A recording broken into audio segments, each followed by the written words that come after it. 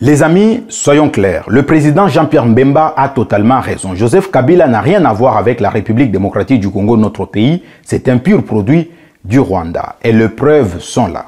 D'abord, en 2001, juste après l'assassinat de son soi-disant père, il est allé festoyer avec les ennemis du Congo. Ceux-là même qui ont détruit notre pays. Les Occidentaux, les Rwandais et les Ougandais. Et jusqu'à aujourd'hui, personne ne sait qui a vraiment tué Laurent Désiré Kabila. Une coïncidence? J'en sais rien. Ensuite, regardez son bilan. 18 ans au pouvoir, plus de 10 millions de morts. Notre pays est devenu la capitale mondiale du viol et lui, il n'a jamais rien fait pour protéger son peuple.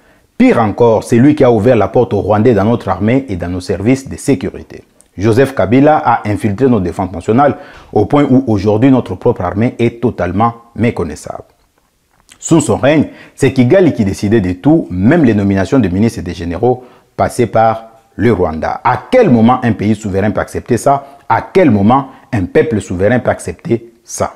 Et parlons des richesses du Congo. Grâce à Joseph Kabila, le Rwanda est devenu producteur de minerais qui ne se trouvent même pas sur son propre territoire. C'est du vol pur et simple avec la bénédiction de Joseph Kabila.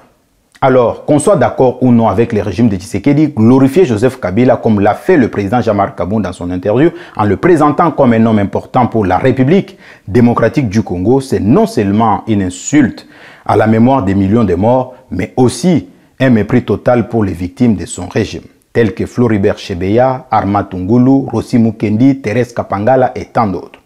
Oublier ou minimiser les souffrances qu'il a infligées à la nation congolaise, c'est trahir l'histoire et manquer de respect à tous ceux qui ont payé les prix forts pour la liberté et la justice. Ce que le président Jean-Marc Kaboun oublie, c'est que son allié Joseph Kabila a laissé derrière lui un pays sans armée, une jeunesse abandonnée à elle-même et des Koulouna qui, sous son régime, sont passés des petits enfants innocents à de jeunes livrés à la rue sans avenir. Moi, j'ai dit qu'il faut une loi pour interdire toute apologie de Joseph Kabila, comme en Europe avec Hitler. Parce que défendre Joseph Kabila aujourd'hui, c'est être complice de la destruction de notre pays. Réveillez-vous les amis, Kabila n'a jamais été des nôtres et les vrais patriotes doivent le dire haut et fort. Bravo au président Jean-Pierre Mbemba pour avoir dit une vérité incontestable. Cette déclaration marque un point crucial pour l'histoire et servira de repère pour les générations futures. Il est essentiel que la mémoire collective retienne ces faits afin d'éviter les erreurs du passé et de bâtir un avenir plus juste pour la nation congolaise. Merci de nous avoir suivis. C'était Platini Chimpumpo, professeur du militantisme patriotique.